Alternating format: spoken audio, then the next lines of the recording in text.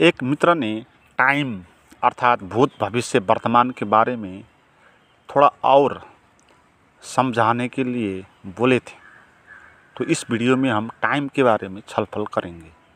मित्रों, जिसको हम टाइम बोलते हैं वो टाइम हमारी व्याख्या है। अस्तित्व में कोई टाइम नहीं होता। हमारी जो व्याख्या है टाइम के बारे में वो क्या है, इसको हम पहले समझें। अस्तित्व में जो कुछ भी चीज़ होते हैं वहाँ परिवर्तन होता है, ट्रांसफ़र होता है। एक चीज़ कन्वर्ट हो जाती दूसरी चीज़ में। तो हमको क्या लगता है कि समय बदल रहा है, लगता है हमको समय आगे बढ़ रहा है, हमको लगता है। जैसे एक वृक्ष है, बड़ा हो रहा है, 1 साल पहले से ज़्यादा बड़ा हुआ अभी, तो हम बोलेंगे इसको 1 साल हो गया, एक साल का उम्र है। आदमियों को भी हम इसी तरह बोलते हैं, इतने वर्ष का है, इतनी इसकी उम्र है। तो ये जो है ना, जो घटित हुआ वो टाइम में घटित नहीं हुआ। वहाँ पर कोई टाइम आगे बढ़ के नहीं गया, चीज़ें ट्रांसफ़र हुई है ना। और ऐसे ही कोई भी बड़ा नहीं होता। वो बड़े होने के लिए उसके अंदर जल डालना पड़ेगा, अन्न डालना पड़ेगा, तभी वो विकसित होगा। जो चीज़ भी विकसित होगी उसको बहुत सारी चीज़ें आवश्यक होती है। बाहर से उस पर इम्पोर्ट करना पड़ता है, तभी वो चीज़ बड़ी होती है और मूवमेंट होता है। और प्रकृति में जन्म और मृत्यु होता है, चीज़ें पैदा होती है और विनष्ट होती है। मगर इसको हम टाइम में होते हैं समझते हैं, टाइम में होती है समझते हैं। अगर मृत्यु नहीं हो, किसी कोई अमर हो, तो उसके लिए टाइम नहीं होगा फिर, है ना। उसके लिए दिन बार साल का कोई अर्थ नहीं लगेगा। टाइम तभी उसके लिए आवश्यक होगा जब किसी टाइम पे उसका मृत्यु होगा। वो 80 साल में वो मरेगा तो उसके लिए टाइम होगा। 80 साल के बाद वो मर जाएगा, वो नहीं होगा। और 80 साल से पहले उसका जन्म नहीं हुआ था, तो एक टाइम हो गया भूतकाल, एक टाइम होगा भविष्यकाल जहाँ वो नहीं होगा, और एक टाइम हो गया उसका जीवन। तो 3 कालों में हम बांट देते समय को। मगर इसमें कहीं कोई समय यहाँ से वहाँ नहीं गया है ना। समय यानी क्या? व्याख्या। बाहर जो है वो तो शाश्वत है, अनंत है। जैसे आकाश है, आप देखें, आकाश ऐसी चीज़ है जो कभी पैदा भी नहीं होती, कभी मरती भी नहीं, और जैसी की तैसी होती है, सदा होती है। तो फिर हम आकाश को टाइम में विभाजित नहीं कर सकते। हम ये नहीं बोल सकते कि आकाश का भी भूतकाल होता है, आकाश का भी भविष्यत काल होता है, आकाश का भी वर्तमान काल होता है। भूत और भविष्य नहीं होगा तो वर्तमान भी नहीं होगा। तो आकाश में समय का व्याख्या, हमारी जो व्याख्या है समय की, वो आकाश पर लागू नहीं होगी। वो कहाँ लागू होती है? जहाँ चीज़ें परिवर्तन होती है वहाँ पर लागू होती है। और चीज़ें परिवर्तन होना ऐसा है नहीं कि जैसे समय आगे जा रहा है, समय कहीं नहीं जाता है। आकाश जो है ना वही समय है, और आकाश स्थिर है, वो आगे नहीं बढ़ रहा। आप 2 साल के थे उस वक्त जो आकाश था, आज जो आकाश है वो एक ही आकाश है। वो आकाश यहाँ से वहाँ कहीं गया नहीं। भविष्य में भी जो आकाश आप देखोगे, अनुभव करोगे, वो भी यही आकाश होगा। उस पर कोई विकास नहीं होगा, ट्रांसफ़र नहीं होगा। तो इसीलिए टाइम होता नहीं है ना। हम टाइम इल्यूजन के कारण टाइम को हम मानते हैं। 2 बातें, एक तो इल्यूजन के कारण, एक तो भाषा के कारण, व्यवहार के कारण। क्योंकि व्यवहार में, काम काज करने में, बोलचाल में टाइम की बात आवश्यक होगी। मैं कल जाऊंगा, हम बोलेंगे तो कल आ जाएगा। तो बातचीत करने के लिए ये बात ठीक है, 1 घंटे के बाद मैं ये काम करूंगा, वो 2 साल के बाद करूंगा। इस तरह बातचीत के लिए ये टाइम का जो विभाजन है ये आवश्यक है, मगर फैक्ट में ये है नहीं, ये केवल एक मान्यता है। आप इसको इस तरह भी देखें, टाइम व्याख्या है, इसका प्रमाण आप देखें कैसे हम व्याख्या करके समय को अनुभव करते हैं। और किसी को वही समय छोटा मालूम पड़ता है, किसी को वही समय बड़ा मालूम पड़ता है। आपकी प्रेयसी आई है और एक रात आप उसके साथ बैठोगे तो वो रात आपको बहुत छोटी लगेगी, वो समय बहुत छोटा सा लगेगा, जैसे कि 1 घंटा ही हुआ। मगर आप ऐसे स्थिति में बैठे हो जहाँ लाश पड़ी हुई है, रात भर आप लाश के साथ आपको रहना पड़ा, दुर्गंध उठ रही है, तो वहाँ पर आपको वो बड़ा लगेगा, वो रात वो लगेगा 1 साल जैसा लगेगा, है ना। तो इस दृष्टांत से हम बहुत अच्छे से समझ सकते हैं कि समय क्या होता है, व्याख्या होता है, होता वो नहीं। और हम जैसी व्याख्या करेंगे उतना बड़ा व उतना छोटा वो अनुभव में आएगा। किसी को लगेगा बहुत साल बीत गया, बहुत समय बीत गया, किसी को लगेगा कि कुछ अभी अभी आए थे, कुछ समय बीता ही नहीं। तो लोगों की मनस्थिति कैसी है उस पर वो समय अनुभव में आएगा। इसलिए अल्बर्ट आइंस्टाइन ने इस पर बहुत रिसर्च किया, है ना। जो थ्योरी ऑफ रिलेटिविटी वो बताते हैं उसमें यही बात आते हैं। वो ये बोलते हैं कि ये सब हमारी व्याख्या होती हैं, टाइम जैसा कुछ होता नहीं है, स्पेस होता है। और स्पेस एक ही होता है, दो नहीं होता। टाइम और स्पेस दो बात होते नहीं है। मगर हम क्या मानते हैं, स्पेस अलग मानते हैं, टाइम को हम अलग मानते हैं। आकाश और समय अलग है नहीं, आकाश ही समय है। अर्थात बोले कि समय नहीं होता, केवल आकाश ही होता है। उसको हम वर्तमान भूत भविष्य में डाल नहीं सकते। मगर जो हमारे मन में विचार चलते हैं वहाँ पर हम भूतकाल का क्रिएशन कर देते, भविष्यकाल का क्रिएशन कर देते, ऐसा होता है। तो जैसे ओशो एक दृष्टांत देते थे काल को समझाने के लिए। 2 मित्र एक जगह पर बैठे हैं, एक पेड़ के ऊपर चढ़ गया और पेड़ के ऊपर से वो उसको देख रहा है कि उधर से एक गाड़ी आ रही है, और जो नीचे बैठा है उसने वो गाड़ी नहीं देखा। जो ऊपर बैठा है उसके लिए वो गाड़ी वर्तमान काल में है, क्योंकि अभी वो देख रहा है। मगर जो नीचे बैठा है उसके लिए वो गाड़ी अभी वर्तमान काल में है नहीं, भविष्यत काल में। उसके लिए भविष्यत काल है वो गाड़ी, है ना। बाद में वो उसके पास आएगी तभी वो उसको देखेगा। तो फिर बाद में गाड़ी उसके सामने आएगी, वो देखेगा, और उसके लिए वो वर्तमान काल होगा। ऊपर जो बैठा है उसके लिए भी वर्तमान काल ही होगा। और गाड़ी आगे निकल जाएगी और जो नीचे बैठा है उसको देखना बंद हो जाएगी, तो उसके लिए वो वर्तमान विलुप्त तो हो जाएगा। मगर जो रुख के ऊपर बैठा है उसके लिए अभी भी वो वर्तमान होगा। नीचे वाले आदमी के लिए वो क्या होगा, भविष्यत काल हो जाएगा, अब बीत चुकी बात हो जाएगी। मगर ऊपर होने वाले जो आदमी है उसको अभी भी वो वर्तमान ही होगी। तो ऐसे ही कोई बहुत ऊपर उठ के, है ना, बहुत किसी की बड़ी आँख हो और बहुत आकाश के ऊपर से पूरा पृथ्वी को कोई देखेगा, तो उसको सभी चीज़ अभी दिखेगा। भविष्य में जो होने वाली चीज़ें है वो भी उसको अभी दिखाई पड़ सकता है। भविष्य में ट्रांसफ़र होगा, ट्रांसफ़र को हम भविष्य बोल नहीं सकते। कोई चीज़ उसके अंदर के जो परमाणु है, जो सेल्स है, उसके प्रतिशोध के कारण कोई चीज़ ख़त्म हो जाएगी तो उसको हम भविष्य बोलते हैं। भविष्य में इसका मृत्यु होगा बोलते हैं। मगर वो भविष्य है नहीं, वो ट्रांसफ़र हो रहा है ना भीतर। उसका सेल्स, बॉडी के जो सेल्स है वो निष्क्रिय हो रहे हैं धीरे धीरे। और सभी सेल्स जो निष्क्रिय हो जाएंगे तो फिर हवा लेना बंद हो जाएगा, सांस लेना, तो बॉडी नीचे पड़ जाएगी और हम इसको मृत्यु बोलेंगे, है ना।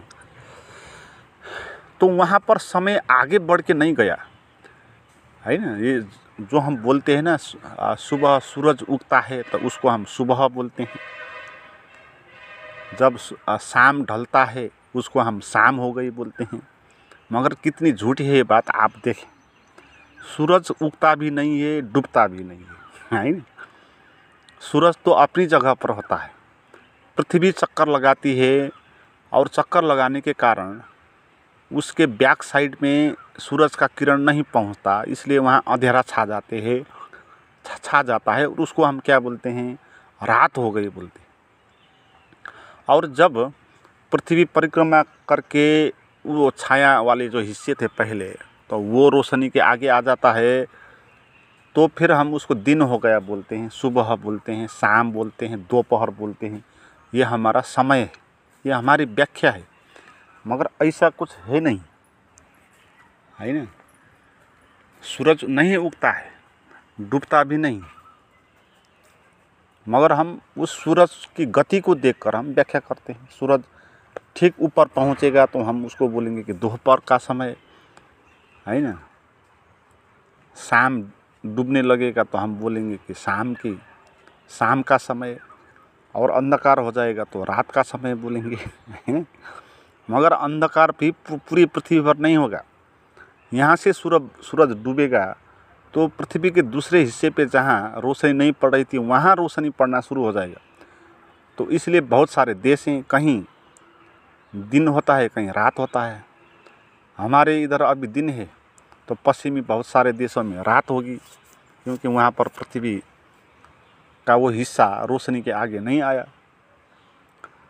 तो विराट दृष्टि से आप जब देखेंगे तो कुछ भी नहीं हो रहा है ना। वो एक खेल हो रहा है, एक लुका छिपी हो रहा है, कहीं रोशनी पड़ रही है, कहीं छाया पड़ रही है। ऐसे भी सूरज किसी पेड़ के आगे है ना, पेड़ पे सूरज की रोशनी पड़ेगी तो वहाँ पर छाया होगा, तो उसको रात बोलना चाहिए फिर हमको, है ना। जहाँ पर सूरज की रोशनी पड़ जाएगी उसको दोपहर बोलना पड़ेगा।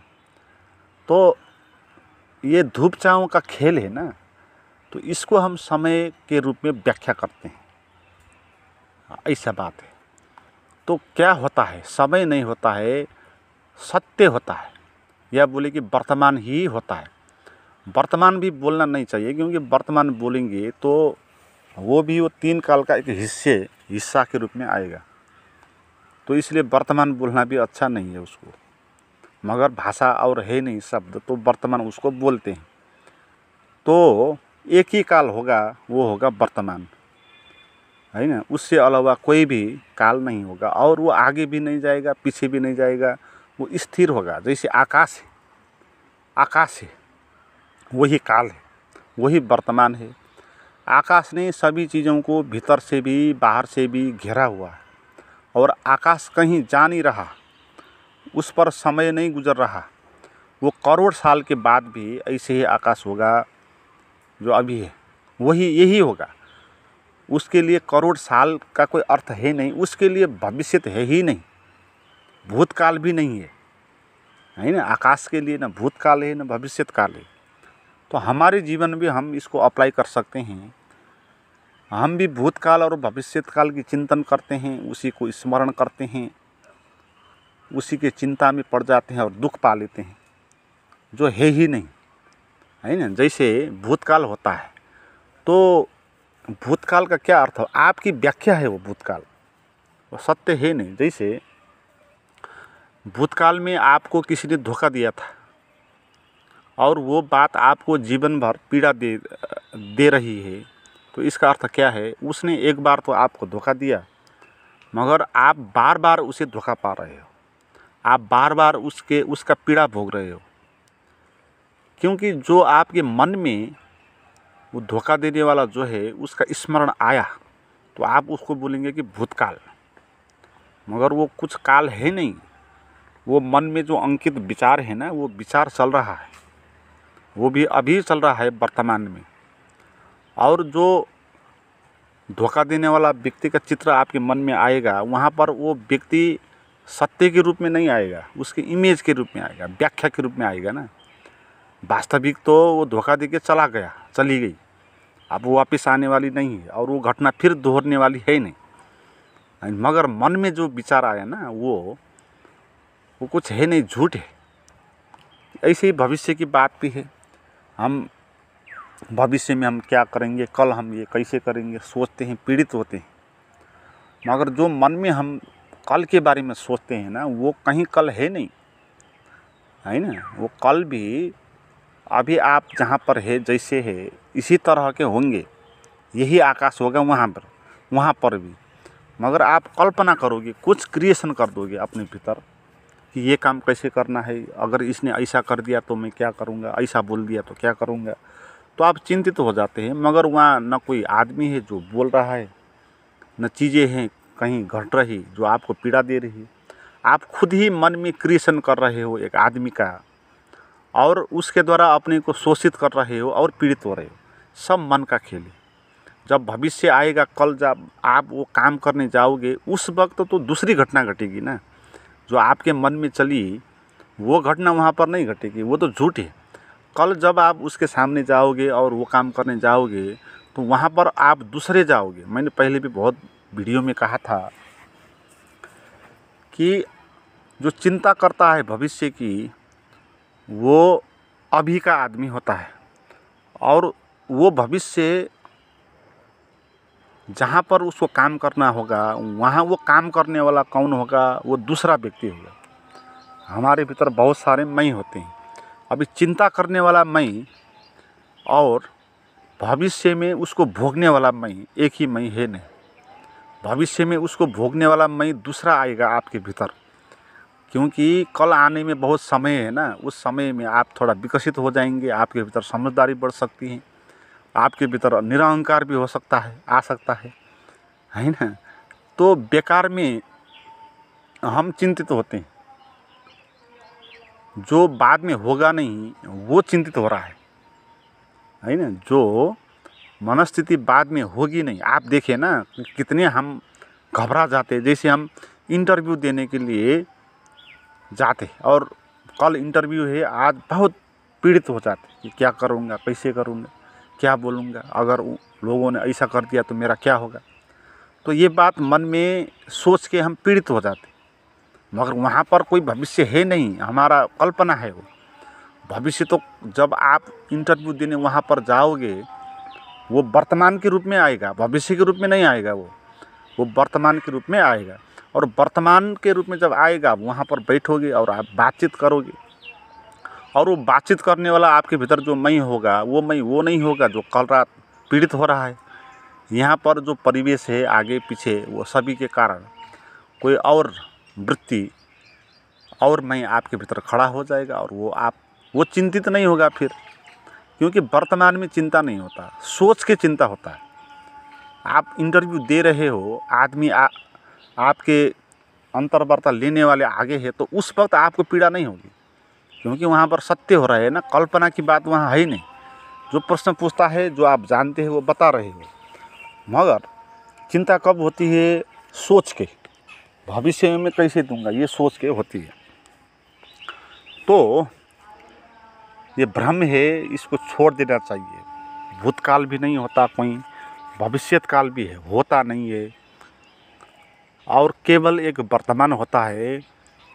हम इसके आगे पीछे जा नहीं सकते। हम जहाँ होंगे आकाश में ही होंगे ना, और आकाश एक ही होगा, ना वो कभी बदलेगा, ना उसका समय होगा, ना उसका साल होगा। ऐसा नहीं होगा कि आकाश 20 साल का हो गया कि 2000 साल का आकाश हो गया। पृथ्वी हो सकती है, इतने साल की पृथ्वी हो सकती है, क्योंकि पृथ्वी भी एक पदार्थ है, एक वस्तु है जैसे हम हैं।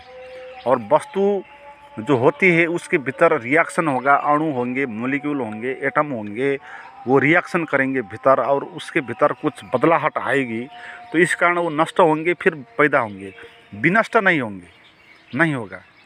वो क्या होगा, बदलेगा किसी और चीज़ में, है ना। जैसे हम आग बालते हैं काट के, अब जो पहले काट होता है आग जलाने के बाद वो नहीं दिखता है, तो हम समाप्त हो गया सोचते हैं, मगर वो काट समाप्त नहीं हो गया, है ना। बहुत सारे पदार्थ में वो डिवाइड हो गया, है ना। आग में कुछ चीज़ें उसकी ऊपर चली गई, कुछ गैस बन के, कुछ धुआं बन के, वो धुआं तो है ना अभी, वो समाप्त नहीं होगा, वो आकाश में कहीं पर रहेगा।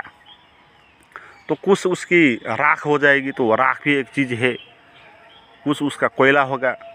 तो एक भी चीज़ विनष्ट वहाँ पर नहीं होगा, तो कोई भी चीज़ ख़त्म नहीं होती है। तो इसीलिए चीज़ों का वर्तमान भविष्य नहीं हो सकता।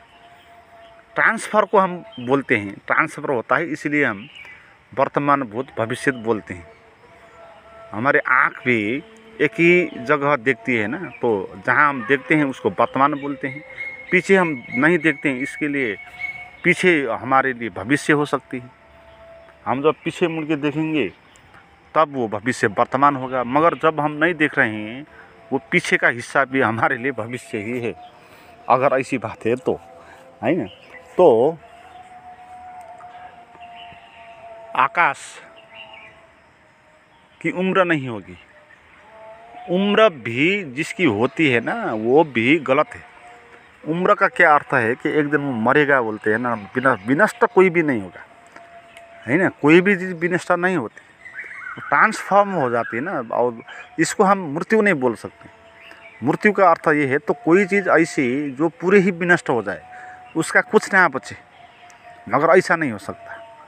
कुछ भी चीज़ ऐसी नहीं है संसार में जिसको आप पूरा नष्ट कर सकते। एक बालुआ का कण हो, उसको भी आप पूरा नष्ट नहीं कर सकते, उसको भी आप पीस डालो तो भी वो रहेगा, छोटे छोटे अणुओं के रूप में होगा वो। आप उसको माइक्रोस्कोप से देख सकते हो, है ना, ख़त्म नहीं होगा।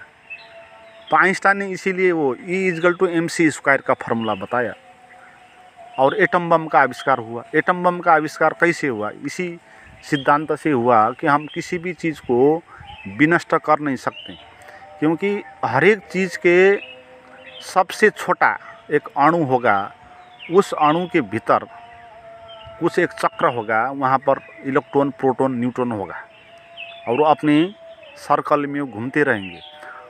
अगर उसको हम, उसका सर्कल को हम विनष्ट कर दें, न्यूट्रॉन के आर पार जो घूम रहा है ना इलेक्ट्रॉन, तो अगर उसका रास्ता हम बंद कर दें किसी तरह, और उस इलेक्ट्रॉन को उस अणु या एटम से के बाहर ले जाएं, तो ये व्यवस्था विस्फोटक हो जाएगी। तो छोटा सा अणु होता है, तो विस्फोट करके कितना बड़ा एनर्जी निकलता है, वही एटम बम का फार्मूला है। तो अभी भी विनष्ट नहीं हुई वो चीज़, है ना। उसको आपने क्या कर दिया है, उसका जो सर्किल है उसको आपने तोड़ दिया, तो विस्फोट हो गया, है ना। तो विस्फोट होने के बाद भी वो ख़त्म नहीं हुआ, वो किसी न किसी रूप में फिर रहेगा, है ना। जैसे सोना होता है, आप उसको ख़त्म नहीं कर सकते। आप उसको आग में जला दो और पानी हो जाएगा, फिर भी वो बच के रहेगा, है। तो ऐसे ही कोई भी चीज़, हमारे शरीर भी, हमारा मन भी, हमारा आत्मा भी, कुछ भी पूरे नष्ट कुछ भी नहीं होता है। हम भी इसीलिए आकाश जैसे ही है। आकाश और हम में यही फ़र्क है कि आकाश में कोई पदार्थ है नहीं, पैदा नहीं होता है कोई, तो इसलिए वहाँ पर चीज़ें परिवर्तन नहीं होती। मगर हम में ये है कि हमारा परिवर्तन होता है। हमारा शरीर है ना, छोटा होता है, बड़ा होता है, मरता है। तो इस छोटा और बड़ा होने के खेल के कारण हम इसको क्या मानते हैं, समय बीत रहा है मानते हैं। तो बूढ़ा हो गया तो बहुत साल हो गया, इसको बोलते हैं। कहीं कोई साल नहीं हुआ। आप 2 साल के जब थे ना, उस वक्त जो आकाश है, जो आकाशीय अनुभव आपको होता था, आपको 70 साल में भी वही आकाशीय अनुभव होगा। आप ध्यान में बैठो ना, आपको पता चल जाएगा। ध्यान में जब आप बैठोगे वही चीज़ आपको प्राप्त होगी, वही आकाश। 2 साल में जब आप थे वही आकाश आपको प्राप्त होगा, और 20 साल बाद भी जो आपको प्राप्त होगा वो भी ध्यान में अभी प्राप्त हो जाता है।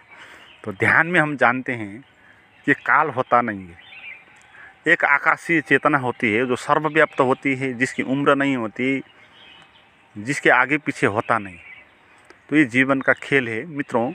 इसलिए हम भी आकाश जैसे स्थिर होना है, वर्तमान में ही जीना है। अभी सोचना नहीं है। भूत और भविष्य के बारे में आप सोचेंगे तो आप खो जाएंगे ना वर्तमान में। जैसे अभी हवा चल रहा है, अभी घाम की किरण दिख रही है, अभी चिड़िया गा रही है, अभी लोग गा रहे हैं। तो इन चीज़ को भोगने के लिए, ये सत्य है ना, है ना, ये वर्तमान में ये चीज़ें सत्य है। और जो भूतकाल आप बात करते हैं, वो भूतकाल में हवा चल नहीं सकती, भूतकाल में घाम नहीं लग सकता। जहाँ भी घाम लगेगा वर्तमान में ही लगेगा, और यही वर्तमान को हम भूत बोलेंगे। अभी जो है यही होगा सदा, यही है ही। मगर क्या हो जाता कि सूरज डूब जाता और रात पड़ जाता, और हम फिर जब कल सूरज उगता है फिर हमको दूसरा दिन बोलेंगे। मगर वो घाम वही एक ही घाम है, वो दूसरा घाम है नहीं, कल का घाम अलग था नहीं, है ना, वही घाम। तो जो हम सोचते हैं ना, वो सोच के हम इसको भोगने से वंचित हो जाते हैं। तो हमारी समस्या क्या है? हमारी समस्या यही है कि हमको कोई दे रहा है, भाई तू ले ले, खा ले, इसको अनुभव कर ले, मस्त हो जा। मगर वो आदमी क्या कर रहा है, मैं इसको नहीं खाऊंगा, इसको नहीं देखूंगा, मैं तो इसके बारे में जो किताब लिखी है उस किताब को देखूंगा, इसके बारे में जो फिर फ़ोटो खिंची हुई है वो फ़ोटो देखूंगा। हम नकली जीवन जीना चाहते, हम फिल्म देखना चाहते, पहले की कहानी पे आधारित फिल्म। अभी जो फिल्म चल रहा है बाहर, इसको हम नहीं देखते, ये ओरिजिनल फिल्म है ना, ये है ना। तो मन में जिएंगे आप तो आप भविष्य में जाएंगे, भूत में जाएंगे। मन भविष्य और भूत से ही बनता है, वर्तमान में मन हो ही नहीं सकता। आप वर्तमान में जी के देखें कभी, जो हवा आपको छू रही है उसका अनुभव करें, जो आँख से दृश्य देख रहा है तो उस पर आप मज़े लें, जो कान से आवाज़ सुन रहे हैं तो उस पर आप ध्यान दें। तो आपके पास मन नहीं बचेगा। मन कब आता है? जब ये चीज़ें पर आपकी ध्यान नहीं होते हैं ना। आपको पता नहीं हो रहा है कि हवा चल रही है, आपको पता नहीं हो रहा है कि घाम लग रहा है, आपको पता नहीं चिड़िया गा रही है, ये आपको पता नहीं है। आप अपने मन में खोए हुए हैं, किसी और चीज़ के बारे में सोच रहे हैं, तो वो मन है। मन और सत्य दोनों साथ साथ नहीं होते, या मन होगा या सत्य होगा। या आप अपने में खोए खोए चलेंगे, या आप वर्तमान में चलेंगे, देख देख के चलेंगे। लोग होते हैं ना, रास्ते पे जाते हैं, खोए खोए जाते हैं, उनका पैर उनको चला देता है मशीन की तरह, और भीतर भीतर वो किसी और दुनिया में होते हैं। वास्तविक दुनिया जो आगे है उसका कोई प्रभाव नहीं पड़ता उनको, है ना। तो ऐसे लोग दुर्घटना में पड़ जाते। जब दुर्घटना होता है तब अचानक से उनको याद आती है, मैं भी कैसा भूल गया बोलते हैं। तो वर्तमान में जीने की कला सीखनी है हमको, तभी हम वास्तविक जीवन को जी पाएंगे। नहीं तो मन से जो जीवन हम जिएंगे वो तो असली जीवन है नहीं, वो तो जीवन के बारे में लिखी किताब है। किताब पढ़ के हम जीना नहीं, जीना और पढ़ना फ़र्क बात है ना। आप किताब में विचार करके आप अपने को खुश नहीं कर पाएंगे, क्योंकि विचार करके जब हम अपनी प्यास बुझा नहीं सकते ना। आपको प्यास लगी है तो विचार करके, अच्छा विचार करके, समुंदर का विचार करके, नदियाँ का विचार करके, पानी का विचार करके हम अपनी प्यास बुझा नहीं सकते, है ना। तो ये विचारों की दुनिया, ये मन की जो दुनिया है ना, ये झूठ है, ये वास्तविक दुनिया है नहीं। तो हम कुछ भी नहीं कर सकते विचार करके, है ना। भूख लगी है तो विचार करके हम अपनी भूख मिटा नहीं सकते। सेक्स वासना उठी तो विचार करके नहीं होगा। तो फिर सत्य भी कैसे मिल सकता है? विचार के द्वारा नहीं मिल सकता, क्योंकि विचार आपको वहाँ से और दूर ले जाएगा। वर्तमान से आपको दूर कौन ले जाता है? आपका विचार ले जाता है। आपका चिंतन करता, आप चिंतन करो तो आप चले गए भूतकाल में, है ना। आप बिना चिंतन के सहज रूप से जहाँ जैसे हैं वहाँ वैसे रहें, वर्तमान का अनुभव ले। जो हो रहा है उस पर आप जागरूक हों, तो आपने जीवन को, सत्य जीवन को आपने भोगा।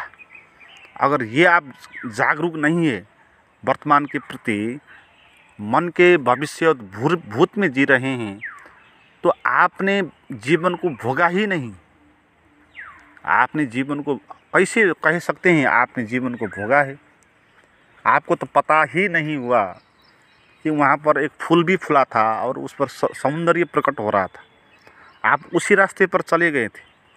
आजू बाजू बहुत सारे फूल बगीचा था और उस फूल पर असीम सौंदर्य प्रकट हो रहा था और चिड़िया गा भी रहे थे, और आप उस रास्ते पर ऐसे चले जिसको आपको कुछ लेना देना है ही नहीं।